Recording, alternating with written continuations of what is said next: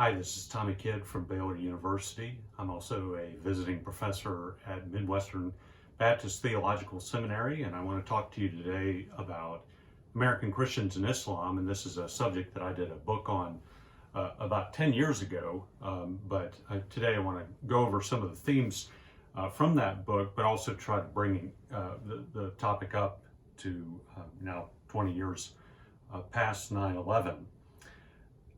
Pew Center studies on people's views of religious groups routinely show that self-identified white evangelicals have the most negative views of Islam held by any American religious group. Their 2017 survey, for example, showed that while white evangelicals had overwhelmingly positive views of mainline Protestants and Catholics, the only group that they viewed more negatively than Muslims were atheists. Black Protestants, by contrast, had the most positive view of Muslims of all religious groups, and the only group that Black Protestants said that they viewed negatively overall were atheists. White evangelicals were also the group the least likely to know a Muslim personally, at 35%. Lifeway research polling has suggested that the actual number of evangelicals who know a Muslim person may be much lower than that when you only include people who hold evangelical beliefs. As you may know, most polls of evangelicals depend only on self-identification to define who counts as an evangelical in their poll. These negative views surely reflect what people in the pews hear from some of their pastors. Many of us will recall prominent conservative pastors' comments after 9/11. To refresh our memories, however, Pat Robertson said, quote, "Somehow I wish the Jews in America would wake up, open their eyes, and read what is being said about them. This is worse than the Nazis. Adolf Hitler was bad, but what the Muslims want to do to the Jews is worse." Franklin Graham likewise called Islam a, quote, "very evil and very wicked religion." And Jerry Falwell Sr. said on 60 Minutes that, quote, "Muhammad was a terrorist. I read enough of the history of his life written by both Muslims and non-Muslims to know that he was a violent man, a man of war. In my opinion, Jesus set the example for love, as did Moses. And I think that Muhammad set an opposite example." Falwell's comments spurred riots among Muslims in Asia and elicited a fatwa from an Iranian cleric calling for Falwell's assassination. And Falwell subsequently apologized. At least one Southern Baptist pastor said that Muhammad was a, quote, demon-possessed pedophile. Such comments precipitated a letter from Southern Baptist missionaries working in Muslim contexts. And it said in part, quote, "These types of comments further the already heightened animosity toward Christians and more so toward evangelicals and even more so toward Baptists." Were those inflammatory comments just the overheated responses of incautious leaders following an unprecedented act of terrorism? Partly, but such conservative Protestant views of Islam have deep historical roots in America.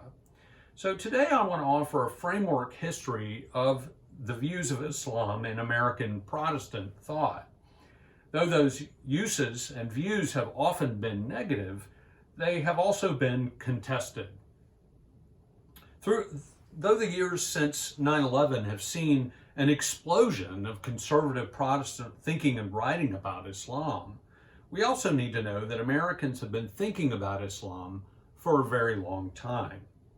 So my focus here is not so much scholarly approaches to Islam, though I will cite the work of a few scholars, but discussions of Islam in popular Christian circles. A word on my approach.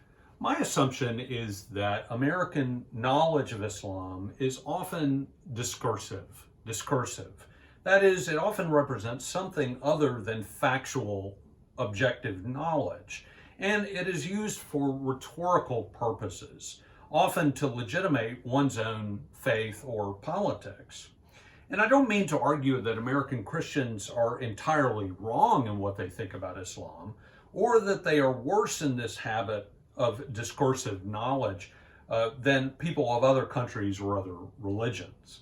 But when I talk about American Christian views of Islam, those views can hardly be detached from a distinct cultural and religious location. They often tell us more about the American Christians in question than about most Muslims. I find at least three persistent themes emerging in what Americans have thought about the Muslim religion. First, American Protestants have often used Islam to legitimate their own theological or political views. Second, Americans have persistently dreamed of seeing Muslims convert to Christianity and have eagerly seized upon anecdotes of Muslim converts more than overall patterns of Muslim evangelism or conversion. Finally, American Protestants have often inserted Muslims into systems of eschatology that predict the final victory of the kingdom of Christ over alternative world systems. And all of those uses have waxed and waned through American history, but Protestants have persistently marshaled them to legitimate their own culture or their own spiritual and or temporal beliefs. So how did North Americans before 1800 become aware of Islam? Though there were perhaps thousands of Muslim African slaves working on colonial American plantations, most free observers failed to realize that they existed. And certainly their presence, these slaves' presence, had little impact on the way that elite Anglo-American colonists imagined Islam and the Muslim prophet Muhammad. It appears that the two main sources from which early Americans derived their impressions of Islam were the enslavement of Europeans, including North Americans, in North Africa by the so-called Barbary pirates. And second, widely circulated books and sermons related to Islam. Cotton Mather, the leading pastor in Boston in the mid-colonial period, helped frame New Englanders' understanding of Barbary captivity with regular comments he made about the pirates. In Magnalia Christi Americana, for instance, Mather noted that in response to the provoking sins of New England, quote, God hath given up several of our sons into the hands of the fierce monsters of Africa. Mahometan Turks and Moors and devils are at this day oppressing many of our sons with a slavery wherein they wish for death and cannot find it, end quote. Conflicts with the Barbary pirates would resurface and become one of the key foreign policy issues of the new American nation, generating a new round of captivity narratives and reflections on Islam. The most notable and influential treatment of Islam from which Anglo-Americans borrowed, however, was Humphrey Prideaux's biography, The True Nature of Imposture Displayed in the Life of Muhammad, published in London in 1697. In the American colonies, the habit of applying the epithet impostor to Muhammad became nearly ubiquitous, following Prideaux and other European writers. Prideaux argued that Muhammad hatched the scheme of Islam as a way to gain power over Arabia, and that he designed the new religion as a, quote, medley made up of Judaism, the several heresies of the Christians then in the East, and the old pagan rites of the Arabs, with an indulgence to all sensual delights. To authenticate his revelations, Muhammad soon began claiming visitations by the angel Gabriel. Prideaux noted that Muhammad began asserting his prophetic authority at approximately the same time that the Bishop of Rome began asserting pastoral supremacy over the Catholic Church. Prideaux thought the two developments were not coincidental. Quote, Antichrist seems at this time to have set both his feet upon Christendom together, the one in the east, the other in the west, and how much each has trampled upon the Church of Christ, the ages ever since succeeding have abundantly experienced. This association of the Roman Church with Islam and Islam with Antichrist was common in the North American colonies. Early Americans had also begun to dream of Muslim conversions and the triumph of the evangelical gospel, as demonstrated, for example, in the tract The Conversion of a Mahometan, published originally in London in 1757, but then printed several times in America, including a German translation in Harrisburg, Pennsylvania in 1801. This tract contained a letter, ostensibly written by a Turk named Ghafer, to his friend Ali bin Hayton. Ghafer told how he came to England to learn more about Christianity, which he had first heard about from an English slave to the Barbary pirates. It recorded the story of Ghafer's conversion to evangelical Christianity, but the letter is so formulaic and polemical that it seems almost certain that Ghafer is only a fictional vehicle for an evangelical attack. The attack is not against Islam primarily, however, but on the established Church of England ministers. Ghafer acquired a Bible and realized from reading it that man could not be saved by good deeds, but only by the grace of Christ. He then discovered an evangelical church meeting where he was told that he must be born again to be saved. In light of these truths, Ghafer was dismayed to find that the established clergy are, quote, for the most part, the greatest strangers to the essence of the gospel. As Ghafer wrestled with how he could be saved, he received a visit from an Anglican priest who assured him that he need not be born again or to receive the Holy Spirit. His melancholic state of spiritual wrestling, the minister assured him, was only a, quote, religious distraction of mind, which we call enthusiasm. We have a great deal of this in England, the minister said. But Ghafer would not listen to the established clergyman, and he sought out the evangelical minister to help him find salvation. Finally, Ghafer realized that Christ could deliver him from his sins, and he was saved. And he wrote the letter to his friend back in Turkey to plead with him to consider Christianity. This tract had little to do with evangelism to Muslims. Instead, it used a fictional Muslim convert to attack the established Anglican clergy.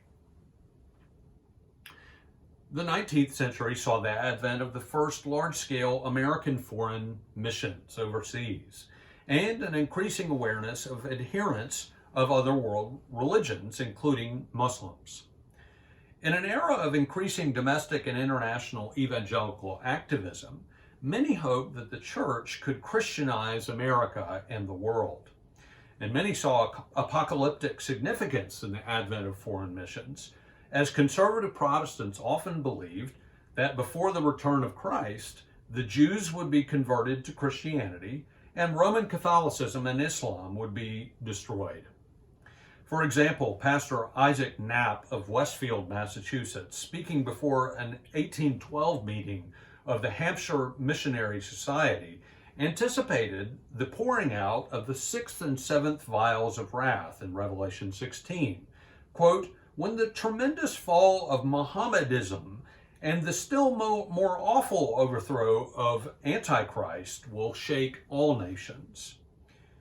The key national missions agency, the American Board of Commissioners for Foreign Missions, ABCFM, started a Palestinian mission in 1819, headquartered at Smyrna in Turkey. The ABCFM started subsequent missions in Constantinople, Syria, and Persia or Iran, but most of the missions work focused on Eastern Christian churches, which the missionaries considered nominally Christian only. As American Christians became increasingly conscious of the evangelistic challenge posed by non-Christian faiths, Muslims began to develop a now common reputation for being the hardest non-Christians to reach. Herman Melville, certainly no evangelical, traveled to the Middle East and despairingly wrote that one, quote, might as well attempt to convert bricks into brick cakes as the Orientals into Christians. It is against the will of God, Melville said, that the East should be Christianized.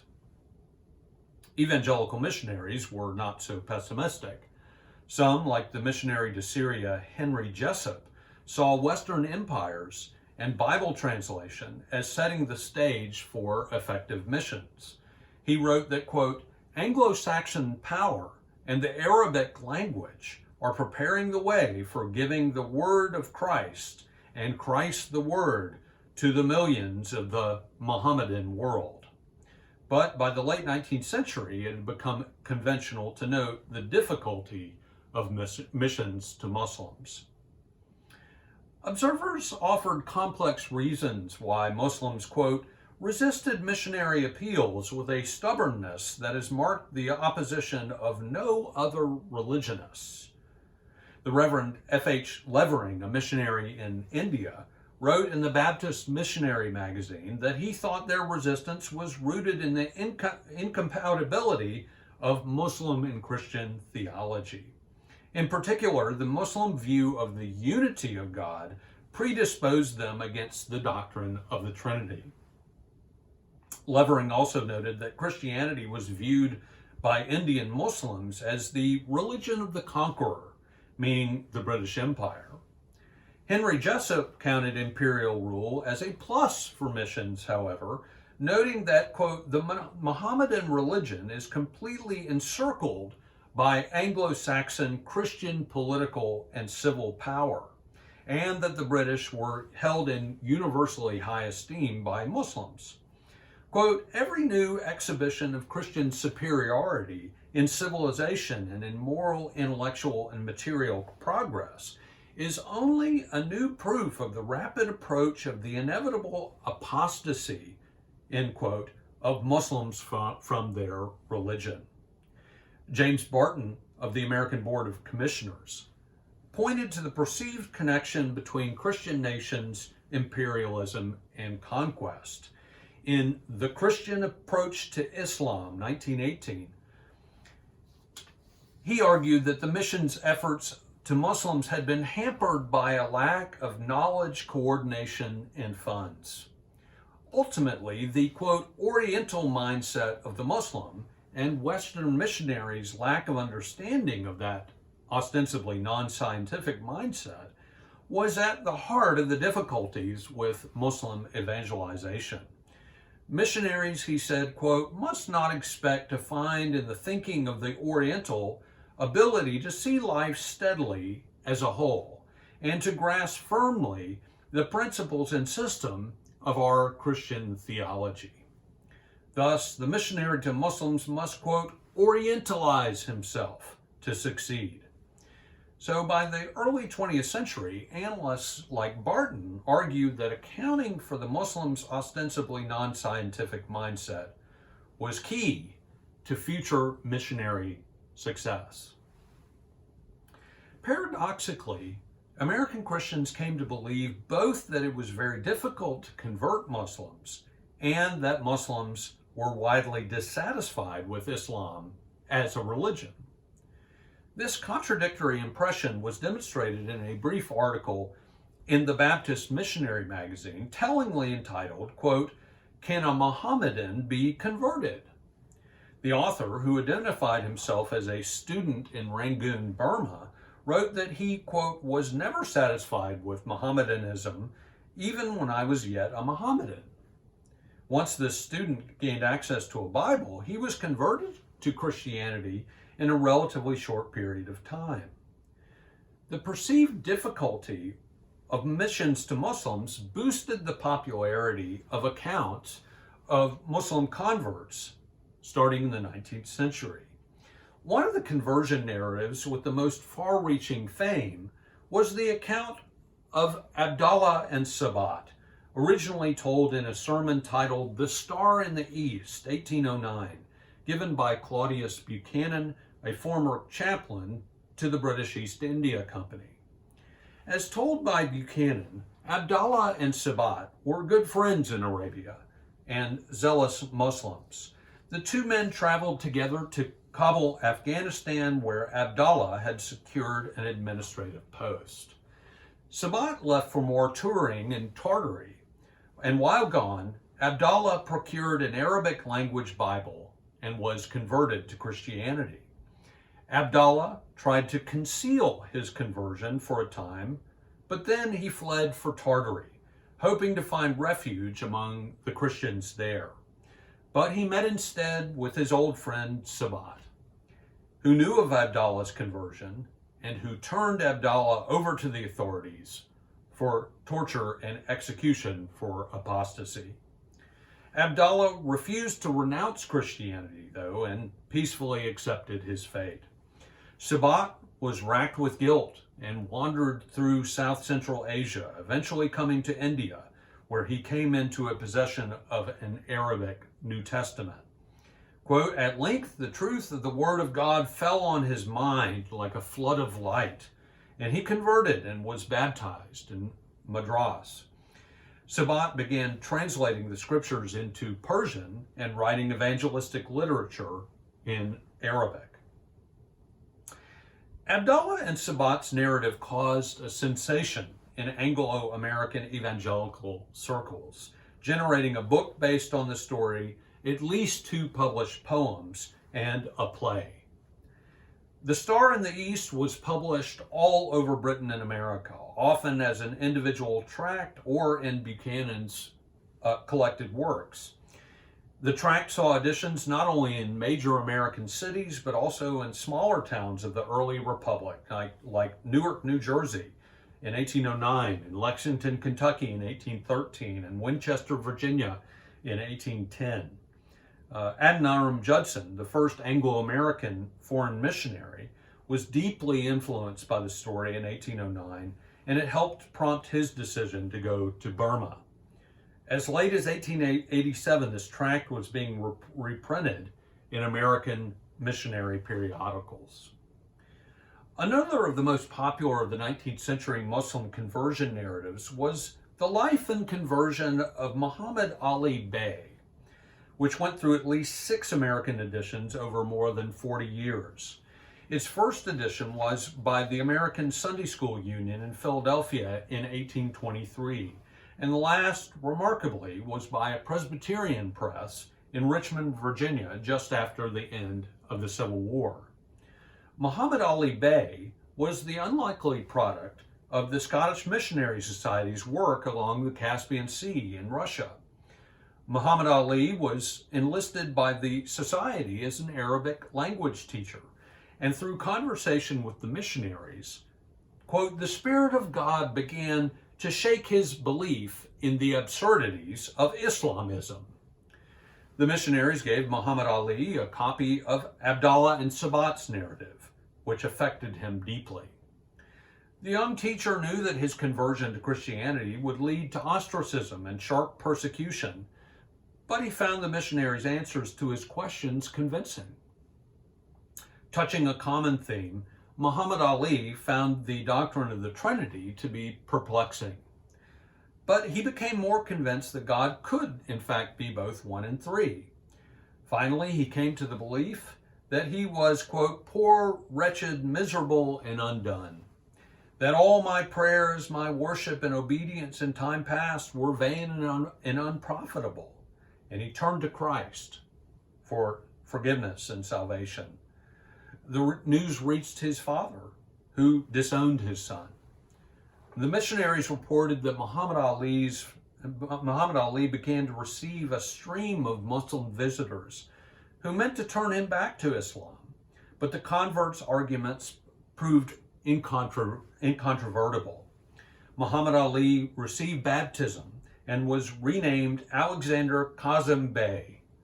And the missionaries hoped that his conversion would become the first of many that would begin to break Islam's hold in the Caspian Sea region. The Scottish missions did not meet with much success, though Alexander Kazim Bey went on to become a professor of Persian, first in Kazan and then at St. Petersburg University. Prompted by the success of Muslim conversion narratives and the growing interest in foreign missions, by the end of the 19th century, memoirs of foreign missionaries became increasingly popular, including many published accounts of missions to Muslims. By the early 20th century, however, frustration developed among some leaders that Muslim evangelization remained scattered and ineffective. Responding to this need, Samuel Zwemer of the Reformed Church and Princeton Seminary became the most influential evangelical scholar and organizer of missions to Islam. As a student at New Brunswick Theological Seminary, Zwemer heard Presbyterian minister and the rising advocate for missions, A.T. Pierson, speak. He became convinced that Pierson and the student volunteer movement's vision of the, quote, evangelization of the world in this generation, he thought that that could become a reality, and Zwemer devoted himself to serving in the most difficult field of all, the Islamic Middle East. From 1889 to 1929, Zwemer served as a missionary in Arabia and Egypt, following which he became a professor at Princeton Seminary. In 1906, Zwemer organized a historic conference in Cairo at which Christian missionaries to Muslim societies assembled to discuss and coordinate their work, the first such conference of its kind. Perhaps most critically, Zwemer was the founder and editor of The Muslim World, the key disseminator of information regarding missions to Muslims in the first half of the 20th century. Zwemer became probably the finest Christian scholar of Islam in the early 20th century, yet he saw Islam as fatally corrupt and destined for extinction.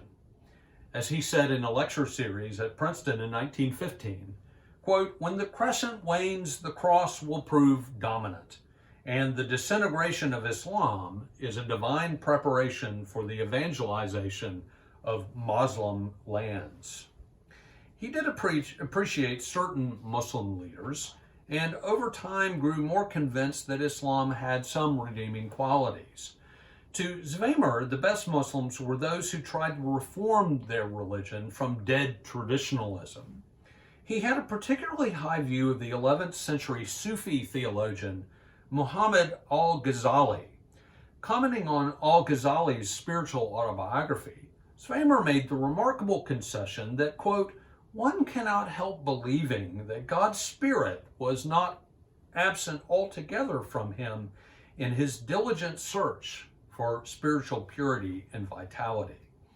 Nevertheless, for the Christian, al-Ghazali is, quote, sad reading, and in the same chapters one may catch sublime glimpses of the truth and be dragged down into the sloughs of Muslim carnality." Zwemer believed that the best chance for Christian missionaries was to target westernized Muslims for whom the doctrines of Islam and the backwardness of Islamic civilization had become an embarrassment.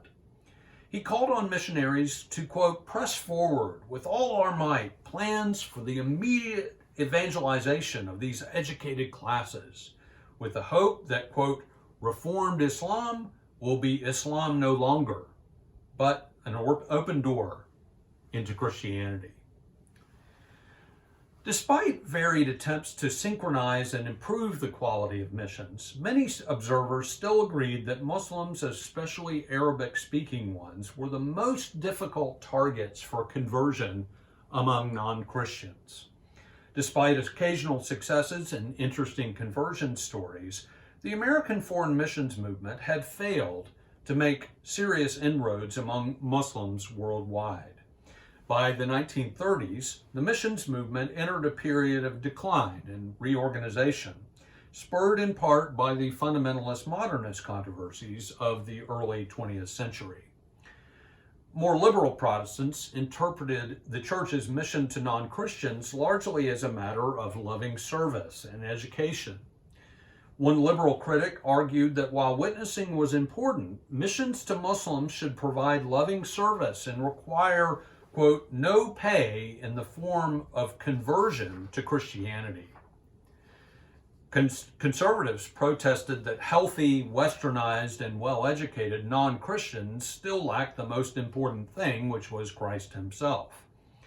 While mainline northern denominations, especially Baptist, Presbyterian, and Methodist, had dominated among the 14,000 career foreign missionaries as of the 1920s, during the 1930s, those missions efforts declined. After World War II, conservative Protestants began to surge in church membership and mission sending. And by the 1980s, perhaps 35,000 American Protestant missionaries were in the field, with the vast majority representing conservative groups or denominations. These groups sustained the American Protestant dream of Muslim conversions, embodied for this generation of missions in the wildly popular autobiography, I Dared to Call Him Father, 1978, by Bilquis Sheikh. Bilquis Sheikh was a Pakistani noblewoman who was converted from a nominal Islamic faith after receiving a series of dreams and visions about Jesus. In 1968, Bilquis Sheikh received an invitation to speak at a Billy Graham crusade in Singapore. And finally, in 1972, she fled Pakistan after numerous threats against her life, and she came to America, sponsored by the Christian charity Samaritan's Purse. She became a regular church and conference speaker, but after a 1989 heart attack, she decided to return to Pakistan, where she died in 1997. By the mid-1980s, conservative Protestant missions agencies were making a great noise about the need, finally, to do something about reaching Muslims with the gospel. Suddenly, among Americans and world Christians, evangelical missions to Muslims had become red hot. A 1985 Evangelical Missions Quarterly article reported that Bible college students were feeling peer pressure to go as missionaries to Muslims. From 1982 to 2001, the number of Christian missionaries in Muslim countries may have nearly doubled, from 15,000 to about 27,000. Evidence would suggest that the number of missionaries working in Muslim countries may have increased again by around 25% between 2005 and 2010. And there have been reports of massive Christian growth in countries like Iran. But as my Baylor colleague, Philip Jenkins, notes, there is much stronger evidence for the collapse of Islam in Iran than the widespread growth of Christianity. 40 years of ruthless theocracy in Iran have resulted in the deep secularization of the population at large, but still less than 2% of Iranians will tell pollsters that they are Christians. September 11th, 2001, and the celebrated detention and rescue of Heather Mercer and Dana Curry in Afghanistan generated a great deal of interest again in Muslim evangelization.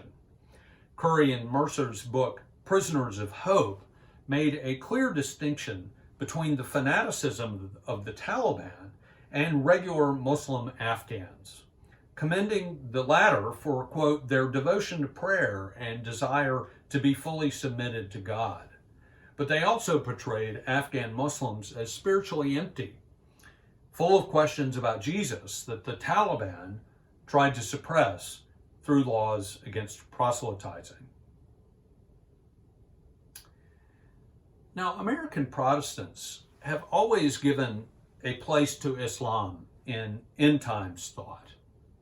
But compared to earlier notions, speculations about Islam's role in the last days became remarkably popular and specific in the 1970s, as political Islam became a global force.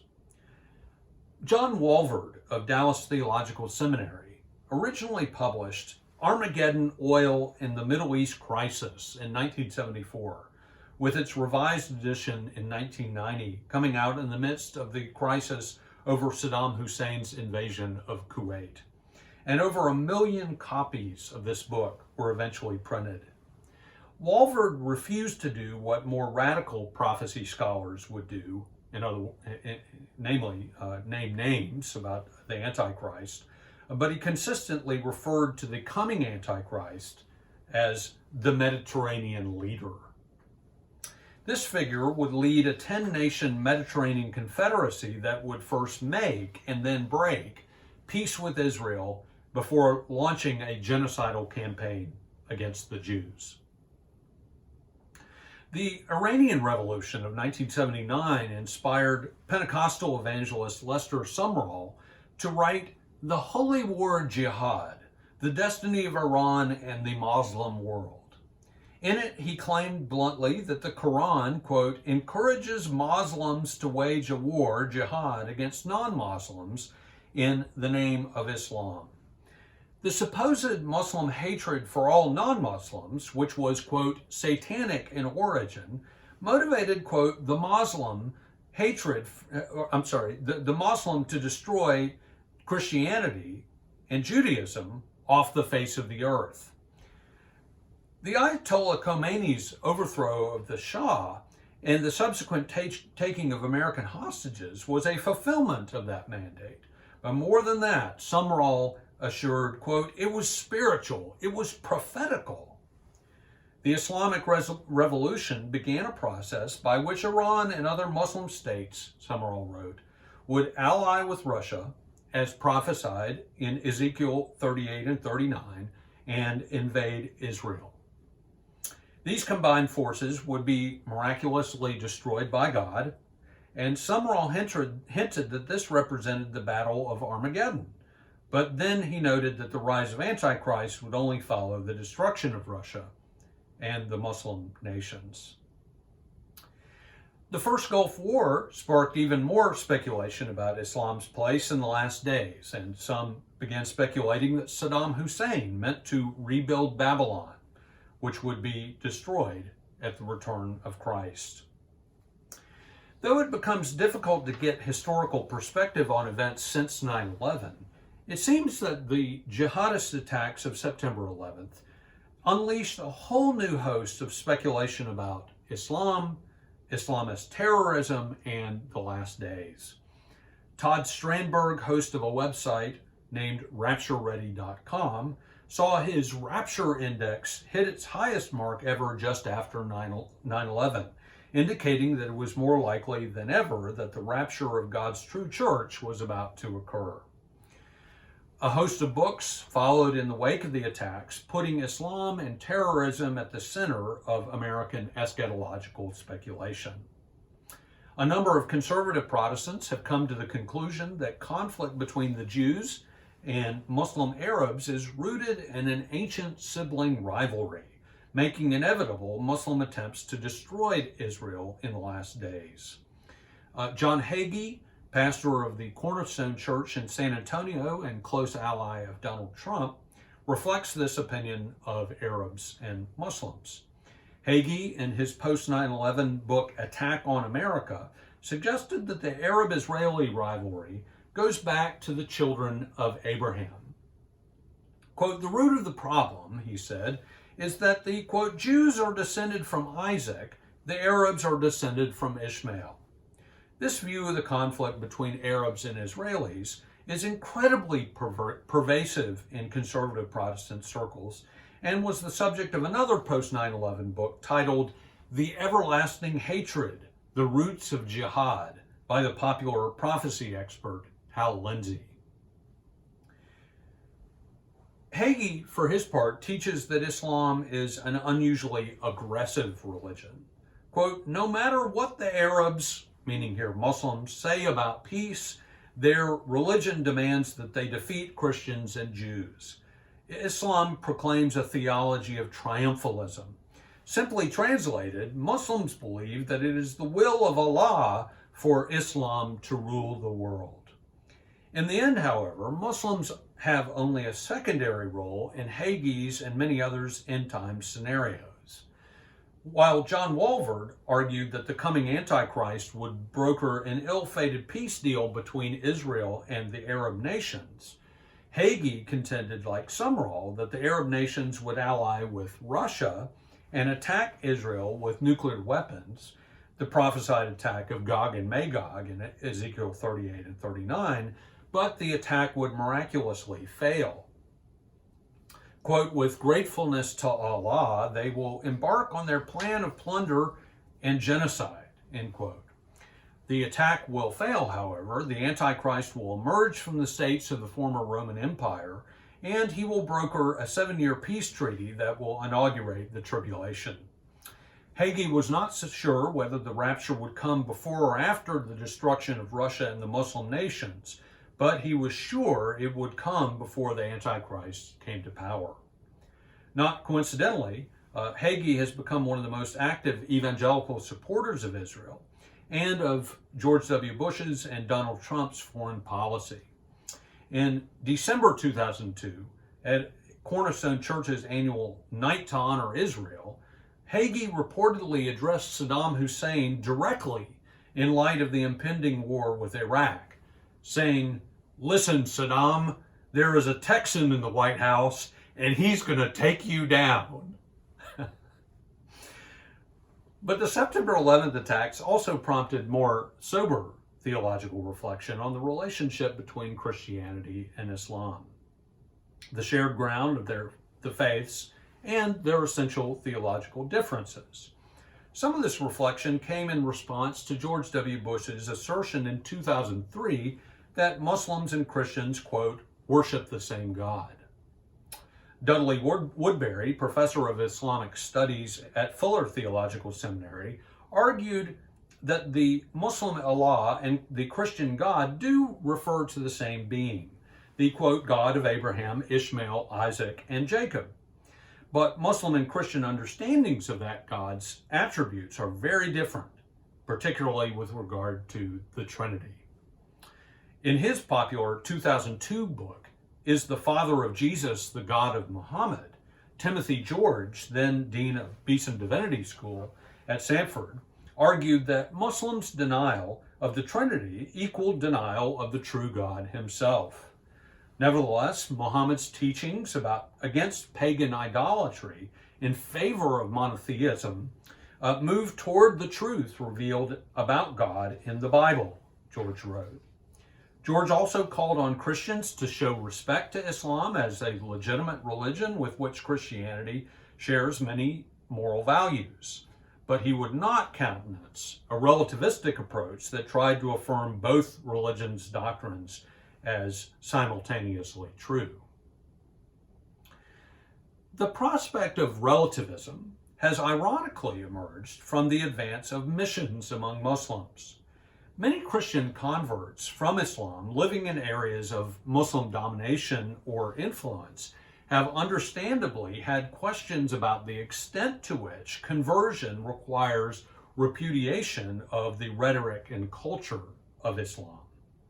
Again, there are many anecdotal accounts of secret Christians among Muslims who keep attending mosques, who will not be baptized publicly, and who keep using Muslim terminology in place of Christian theological categories. Again, Muslim missions expert Dudley Woodbury even tells of imams in places like East Africa who sometimes preach from the Bible in their mosques. Combined church-mosque movements, often labeled Chrislam, especially in Nigeria, actually have tried to blend the theology of Christianity and Islam together. Such movements are probably not that significant numerically, but critics use the term Chrislam now to apply to most any missionary or interpretive attempt to blur Christian distinctives in the name of palatability to Muslims. Around 2011, such controversies became focused around missionary translations of the Bible, especially translations that avoid triggering Muslim sensitivities about the term Son of God, for Jesus. Muslims generally believe that the idea of the one true God having a son is ludicrous and blasphemous. Some Bible translators and missionaries argue that you can convey the same theological concept without using the wording that troubles many devout Muslims, by using a phrase like, quote, the beloved Son who comes from God.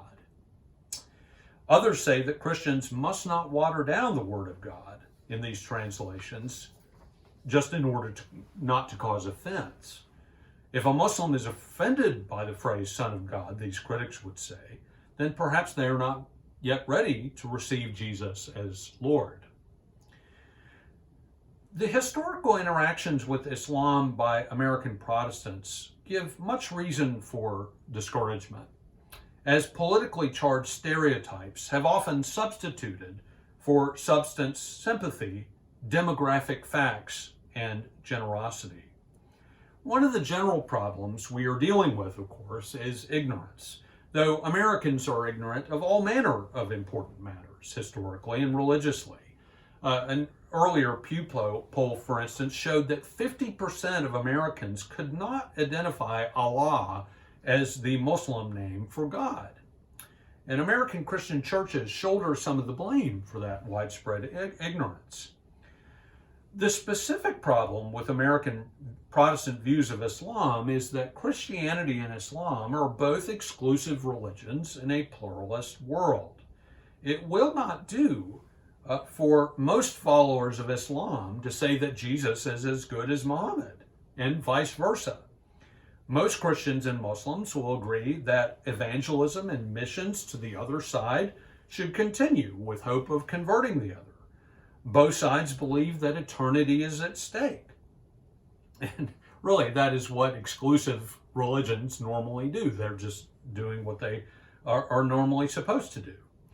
So the most practical suggestion that I have to offer to address problems with American Protestant thinking about Islam is for Christians to take actual flesh and blood Muslims seriously.